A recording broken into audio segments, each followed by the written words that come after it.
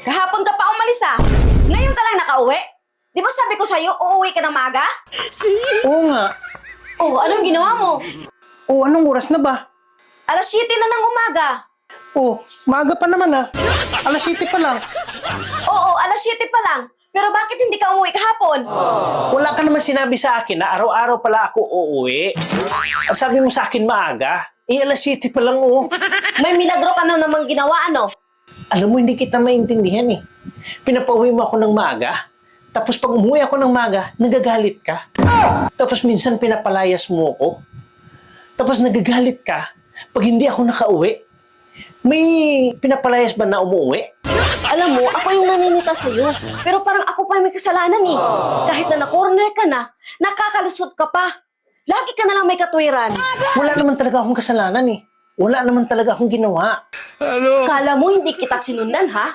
Nakita kita hila-hila ka ng babae papasok sa hotel. Ito ang picture, oh. Paano ka ngayon makakalusot?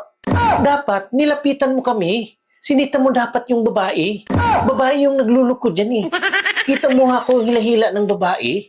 Ako yung biktima niya dyan. Nakakawa nga ako dyan eh. Andun ka pala. Bakit hindi mo ako tinulungan? Grabe ka. Wala ka man lang puso. Ah, ganun ba? Sorry talaga, ha? Bati na tayo. Sabi ko naman sa'yo eh. Biktima lang ako at pipilit lang ako. Ito, oh. May isang picture pa akong ipapakita. Ito, nakapatong ka na dyan. At ang laki ng ngiti mo. Mukhang hindi ka naman pinipilit dyan. Hindi ka rin biktima. Kasi ikaw yung tumatrabaho. Kasihan, ano kasi? Ano? Ano kasi niya yung... Sorry ha, hindi na mauulit. Sorry, Akala mo, ha? hindi na mauulit.